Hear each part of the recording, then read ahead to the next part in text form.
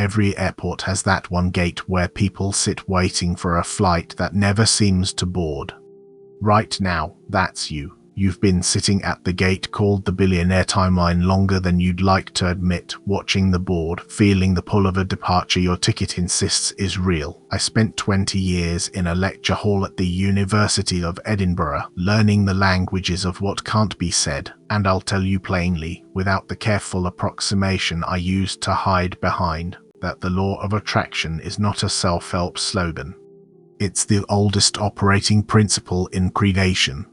Positive thoughts bring corresponding experiences. That's the law. And every verified voice in this work, from Neville Goddard to Abraham Hicks, has been pointing at the same door for 100 years. Your hand has rested on that handle so long that the muscle memory of waiting has replaced the memory of wanting. You've confused proximity with progress, mistaking the act of standing before something for the act of entering it. The door doesn't require more of your patience. It requires the one thing your habit of verification has been protecting you from, the turning. You've been treating the handle like a test of your worthiness, when in truth it's simply a mechanism. The delay was never the door's hesitation, it was your own, dressed up as prudence, wearing the costume of readiness while the only movement that mattered stayed undone. I want to tell you about the first time I felt the door give. It wasn't in the lecture hall. It wasn't even in the rented room in Leith, where I spent 4 years with 17 years of research in a cardboard box. It was in a moment I didn't recognize at the time. A Tuesday afternoon that looked like every other Tuesday afternoon. Something shifted in the physics of my own attention, and I understood that what I'd been calling hoping was actually navigating. The law of attraction has a reputation problem. It's been stripped of its machinery and sold as a mood. You decide to be positive, and the universe rearranges itself. But that's not what the law says. The law says that what occupies the field of your attention, with feeling, becomes the pattern your life conforms to. It's not about pretending, it's about the specific mechanics of where your consciousness actually lives when you're not performing for anyone. Let me ask you something direct. When you're alone, in the car, in the shower, in the minutes before sleep, what's actually playing in your mind? Because whatever is playing there is not a commentary on your life. It's the blueprints, it's the architectural drawing your days are being built from. And if those minutes have been filled with worry about money, the replay of the conversation that went wrong, the inventory of everything you lack, then you haven't been failing at the law of attraction. You've been running it perfectly, in reverse. That's the first layer of the doorway. The quantum jumping portal is what modern practitioners call the mechanism for stepping into an alternate timeline, one where the version of you that already lives as the person you're becoming is not a fantasy but a fact. And I can hear the resistance in you already. I can feel it in the room. The word jumping sounds like escaping, like magical thinking, like everything your education trained you to dismiss as a category error. The quantum jumping portal is a concept that describes shifting into alternate realities or timelines used in manifestation practices. And the trouble with a concept is not the concept. The trouble is that it's been taught by people who didn't understand the difference between imagining and intending. They told you to picture yourself wealthy. And you have. For years. You've pictured the house, the freedom, the absence of fear. And nothing changed, so you concluded the law was a lie, or that you were the problem, or that some people simply don't get to be billionaires. None of those conclusions are accurate. What you were missing wasn't belief, it was the mechanics of what happens in the 72 hours after you intend something. I've studied the old alchemical traditions of the West, the monastic practices that treated silence as a machine rather than a virtue, and they all described the same structural truth. When a high-voltage blueprint enters your field, it has to consolidate. The pressure has to rise, stabilize, and lock. And if you open the chamber too early, if you tell the wrong person, if you start scanning for evidence before the image has fixed, the pressure escapes. Not gradually, completely. You've been opening the chamber every time you received a flicker of the new reality and then immediately interrogated it with your old math, checking the bank balance, measuring the distance between where you are and where the feeling said you were. You've entered the pressure. The blueprint was never rejected. It was never stolen. It was released by your own hands through the habit of verification that your survival instincts built over decades. So here's the first honest thing I'll tell you in this entire transmission. The reason you're not yet living inside the timeline you can feel waiting is not because the timeline doesn't exist. It's because the part of you trained to survive scarcity cannot distinguish between a blueprint and a daydream, and that part of you has been running the navigation. That part doesn't argue with evidence, it argues with pattern recognition tuned to lack. Every time it sees a wealth gap or a delay, it flags the blueprint as unsafe and files it beside the daydreams that were never meant to be built. It never learned the difference between the two because scarcity never needed that distinction to keep you alive. So it steers you back toward the familiar before the unfamiliar can take hold. That's the navigation. Not malice. Not weakness. Just a survival system doing its one job with the only category distinctions it was given. I want to tell you about what shifted for me, not in the lecture hall where the language didn't exist, not even in the rented room where I sat with my father's unsent letters from 1963 and understood, for the first time, that the exact cosmic invisibility I had been drowning in had been written about 34 years before I was standing in it. The shift came when I stopped asking the law of attraction to produce a result and started asking it to expose a belief. When I stopped demanding that the universe show me the money and started letting the money in my mind show me the architect underneath. The poverty was never in my circumstances. The poverty was in the operating system, the one that kept calculating what was possible and then reinstalling that calculation every morning before I even got out of bed. The quantum jumping portal is real.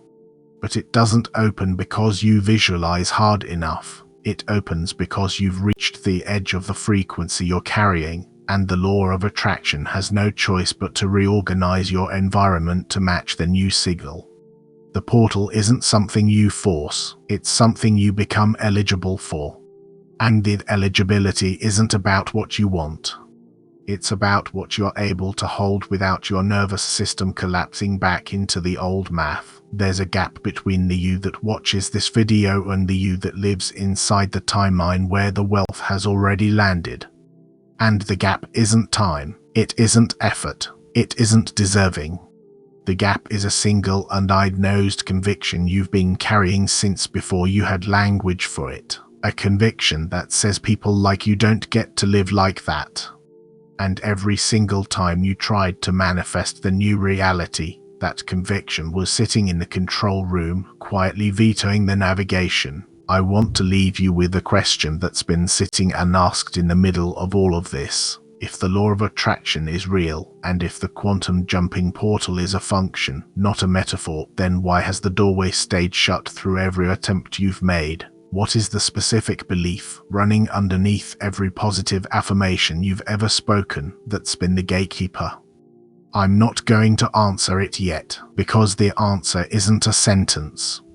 It's a structure. And you're going to have to walk through the rooms of it before you can stand in the one where the life you're reaching for has already been living. The journey to the billionaire timeline doesn't begin with money. It begins with the thing that's been standing between you and every version of it you've ever touched. That thing isn't a lack of strategy. Not a gap in knowledge.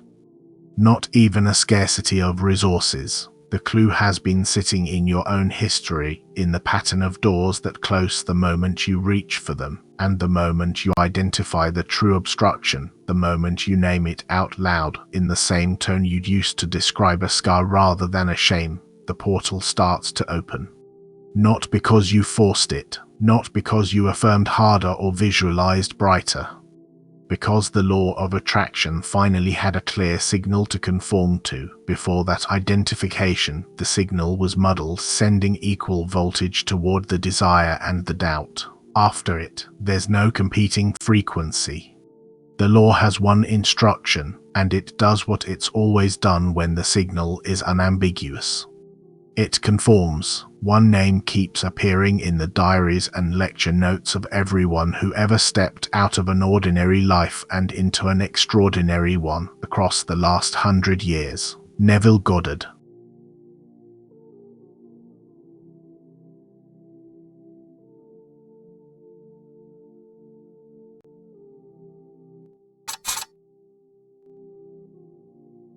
Sit still. Imagine money. Feel it. Repeat until it lands. But the man himself built something deeper. He called it an operating principle, not a technique. And the word everything hung on wasn't visualization. It was assumption. Neville taught something uncomfortable. He taught that you must assume the feeling of the wish fulfilled. Not picture it. Not hope for it. Assume it. Carry the certainty in the body, the way you carry the memory of yesterday's breakfast. The nervous system stops broadcasting the old lack. Here's what 20 years of studying this taught me. The law of attraction doesn't respond to thought. Thoughts are cheap. The mind produces 1,000 before breakfast, and most of them contradict each other. The law responds to assumption. It responds to the frequency the body operates from when the mind isn't watching. And that frequency carries a signature. Every attempt you've made has tuned itself to the version of you that already believes the outcome is impossible. The portal isn't listening to what you say. It's listening to what you've already consented to. Change the consent, and the doorway doesn't need to be forced. It simply stops being locked. That's why Neville lasted while others faded. He wasn't selling a technique, he was describing a physics. Imagination creates reality, not fantasy. Imagination as the place where the blueprint gets drawn before the physical world conforms to it. I've sat with that claim for decades. I've tested it in my own life. It worked in ways that made me uncomfortable because it means the walls around our lives aren't as solid as we pretend.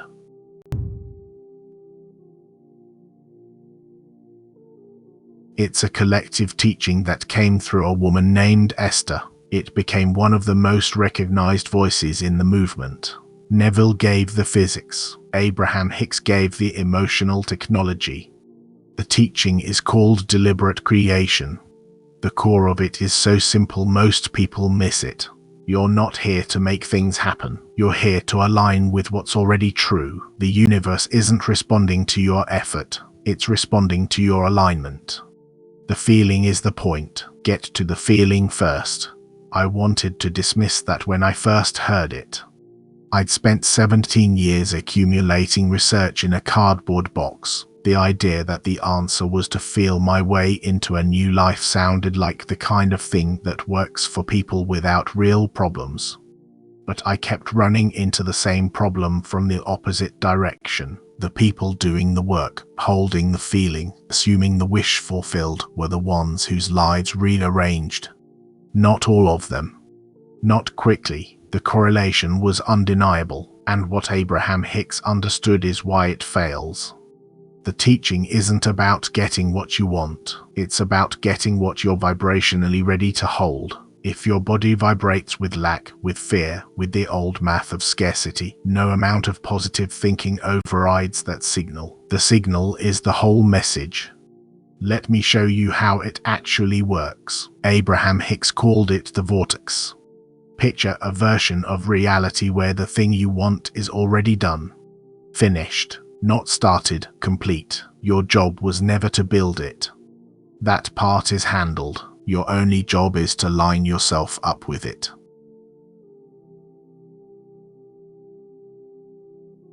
And here's how you know you're lined up. Not by what your bank account says. By what your chest says. Feeling comes first. Alignment comes first. The physical world is always the last one to get the memo, so it lags behind. It takes its time, and then, only then, it bends to match what you've already become on the inside. That's not a new idea.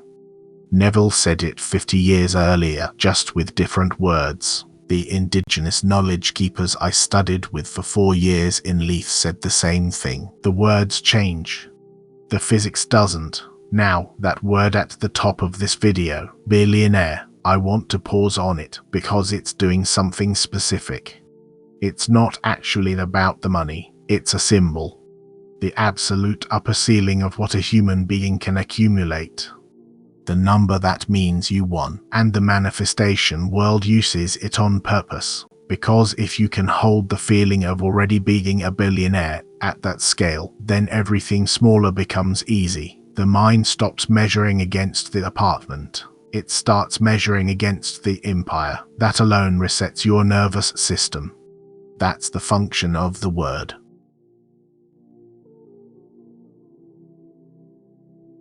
It's a calibration tool. Here's something I found interesting. 61% of self-made billionaires didn't start out trying to reach that number.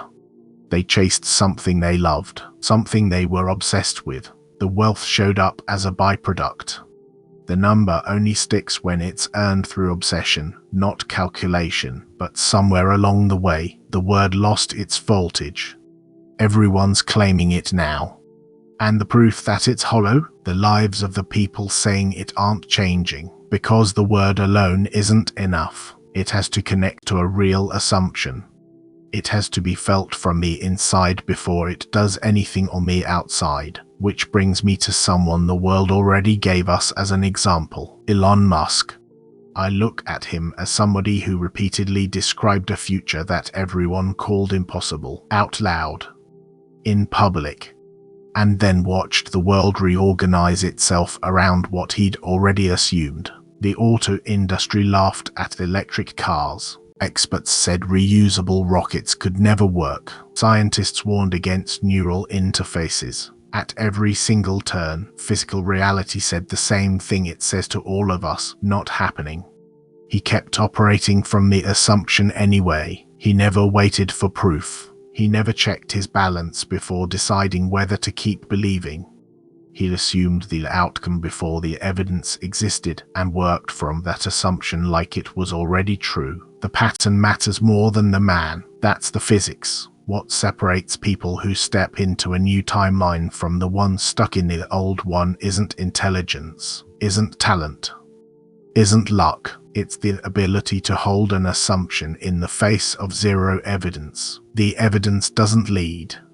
It follows. So if you're waiting for it to change before you let yourself believe, you've handed the steering wheel to the lagging indicator. You made the effect into the cause. The law can't work for you until you stop doing that. Let me bring in a number that lands harder than any opinion.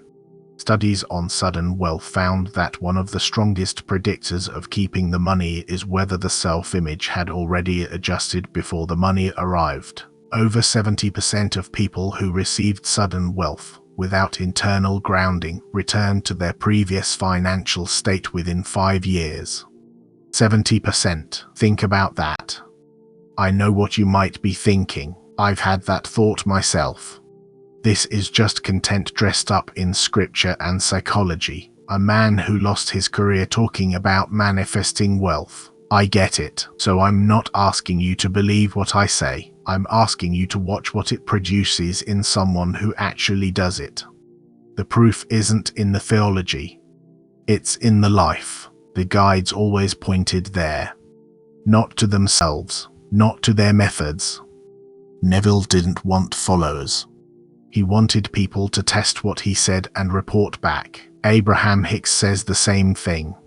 Don't believe a word of this. Go experience it. The ones who did, who shifted the assumption before asking the world to change, walked into a different life. Not the ones who just said the words. The ones who felt the feeling first. Who became the person first.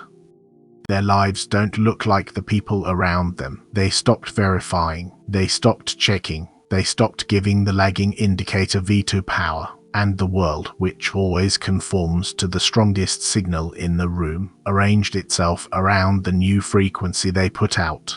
There's a texture to that life. I've seen it in a handful of people over the decades.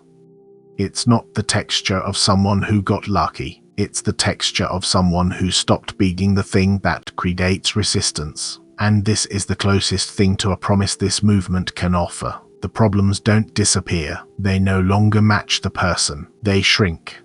Not because the world got smaller. Because the container got bigger. That expansion can't be faked. It comes from an assumption so deep that the nervous system stops broadcasting lack. And the moment that happens, resistance vanishes. Not gradually. Completely. So here's the question sitting at the center of all this. It's not whether the teachers were right. I spent enough time with their material to know they pointed at something real. And it's not whether the billionaire timeline exists. The physics of assumption says every timeline exists, waiting for someone to become eligible. The evidence doesn't lead, it follows. So if you're waiting for it to change before you let yourself believe, you've handed the steering wheel to the lagging indicator. You made the effect into the cause. The law can't work for you until you stop doing that. The question is what's been standing in the control room of your nervous system, quietly vetoing every navigation you've ever attempted. That conviction you've carried since before you had language for it. It's not going to be dislodged by another affirmation. It survived every attempt you've made so far. That means it has a structure. It has a history. It has a name. And the moment you can name, the question is what's been standing in the control room of your nervous system, quietly vetoing every navigation you've ever attempted. That conviction you've carried since before you had language for it. It's not going to be dislodged by another affirmation. It survived every attempt you've made so far. That means it has a structure. It has a history. It has a name. And the moment you can name the thing, you can finally see it. And the moment you can see it, the chair pulls back. The gatekeeper looks up. The two of you are about to meet face to face. And you feel it the moment it starts. Not in the bank account. In the silence around you, things begin to arrive that you didn't order. A name surfaces, one you haven't thought about in years, and within the same week, that person reaches out. You think of a song at the exact moment it begins playing somewhere you can't see. You glance at the clock and it reads the sequence you've been seeing since childhood, the one you told yourself was meaningless. And some part of you, the part that never quite bought the mechanical explanation, recognizes these aren't accidents. They never were. But they aren't what you've been told they are either. They're not the universe sending confetti, not a pat on the back, not a divine thumbs up. They're something far more operational. They're weather. And weather isn't a message. Weather is the report of pressures that have already shifted. Let me slow down here. This matters more than the outer signs that usually get the attention. Most people chasing the billionaire timeline become obsessed with what they'll see first. The number in the account, the door that opens, the phone call that changes the math. But the law doesn't announce itself in the ledger. It announces itself in the seam, the place where two things that should have no connection suddenly touch. You've felt this before. The coincidences were never the point. They were the calibration. And here's the part that takes time to understand. So many people abandon the work because they treat the synchronicities as proof that the timeline is coming. They wait for more of them. They collect them like receipts. And when the signs thin out, they conclude the path was wrong and return to the old math. They don't realize the synchronicities were never the destination. They were the sign that the container had grown, and a container that has grown doesn't need to keep showing you the measuring marks. It needs you to stop checking and start living. The term for this has a history. It comes from a psychologist who spent years watching the seam between the inner and the outer. He described meaningful coincidences as something beyond chance, not magical, not supernatural, but as if the inner world and the outer world were two sides of a single fabric, with the thread occasionally showing through. The people around him called it a philosophy. It's better understood as a symptom, a diagnostic, a sign that the two sides of the equation have begun to tick in phase. You can feel it as a texture, a kind of rightness in the air that wasn't there before. And the deeper your assumption becomes, the more that texture becomes your normal, which means the day you truly live inside the new timeline, the day the old math ceases to organize your nervous system, is the day the coincidences stop being remarkable. They become the weather. You stop noticing the seam, not because the seam closed, but because you finally live on the other side of it, where everything is made of the same fabric and nothing seems strange because nothing is separate. But there's another sign. The one nobody warns you about. It comes dressed in a different register. It arrives as a song. There's a track that circulates in the circles where this teaching moves. A piece of music that, for a certain kind of person, has become something closer to a marker than a melody. It carries a name that predates its own translation. The term is old. Older than the psychology. Older than the teaching your teachers drew from. In the old traditions, the twin flame was never about a person. It was about the moment the two halves of your own nature, the part that wishes and the part that doubts, finally recognize each other. The marriage is internal before it is ever external, and the people who report being moved by this song, who feel the hair rise on the back of the neck, who feel a year of accumulated stillness suddenly gather in their chest, they aren't reacting to a pop song, they're reacting to a frequency that the song happens to carry. The song didn't invent the frequency. It was tuned to it, and it plays, for them, at the exact moment when their inner marriage is ready to be witnessed. I'll be honest with you. I've never been able to fully map why certain pieces of music become carriers. I sat with that question for years, the way I sat with so many others. And the closest I've come to an answer is this: a frequency that's been broadcast long enough becomes a channel, and the people who were already tuned to it, the ones whose inner architecture had already been shifting, can't help but respond when it finds them. That's what a sign is when it finally gets through, not a message from outside. A signal from inside, confirming what the inner room already decided. The song isn't the twin flame. The song is the seam again, showing through, this time in a register you can hear, not just feel. And that's where the old gatekeeper, the one sitting in the chair in the control room, makes its final move, because it's watched you absorb the teaching. It's watched you hear the teachers. It's watched you hold the assumption, day after day, with nothing to show for it. And it knows that the one thing it cannot survive is the moment you stop checking, the moment the sign becomes weather. The moment you settle so far into the new identity that the old verification instinct has nothing left to lock onto. So it does the only thing it knows. It tries to get you to go back to the old math one more time. Not through doubt. Doubt is honest. It goes through nostalgia. It plays you the song of who you used to be.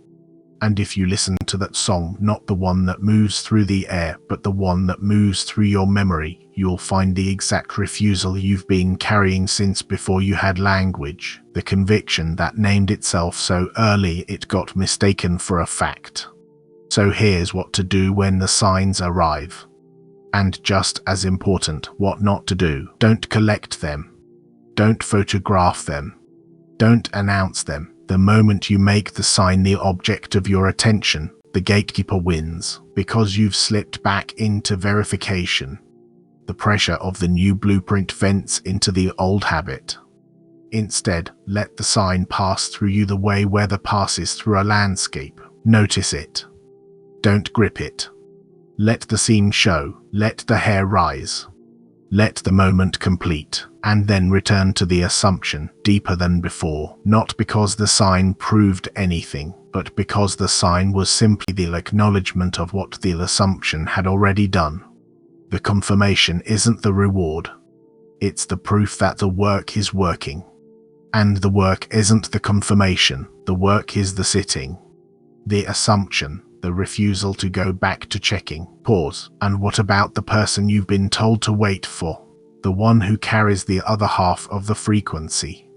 Let me offer this, and I want you to hear it clearly. The twin flame you're waiting for is not coming to complete you. That's the old math. The poverty operating system recalculating itself one more time. The twin flame is the one who will recognize you because they've already done the inner marriage themselves. Their container grew the same way yours did, in private, invisible. In the seasons where no one applauded, and when two grown containers meet, they don't lean on each other, they stand. And the standing is the union, but none of that can happen until the gatekeeper has been seen. Which means the song that moves you, and the coincidences that find you, and the weather that changes around you, they are all speaking the same instruction. They are the same, showing through.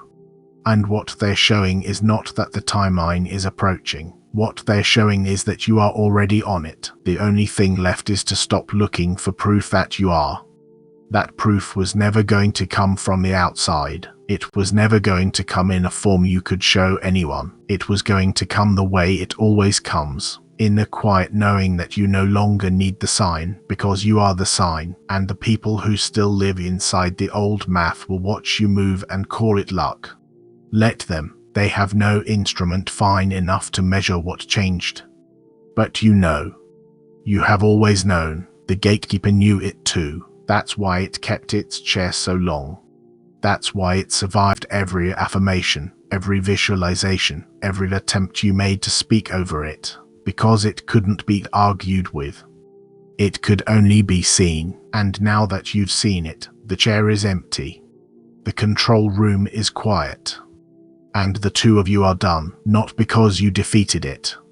Because you graduated beyond the need for a gatekeeper at all, and in the silence that follows, there is no verification to perform, there is no sign to await, there is only the assumption, held so deep it is no longer an act, and the world, which always conforms to the strongest signal, beginning to rearrange itself around the quietest fact of your life.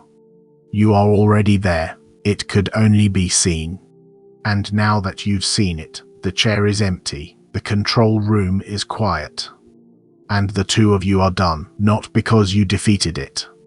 Because you graduated beyond the need for a gatekeeper at all, and in the silence that follows, there is no verification to perform, there is no sign to await. There is only the assumption, held so deep it is no longer an act, and the world, which always conforms to the strongest signal, beginning to rearrange itself around the quietest fact of your life. You are already there,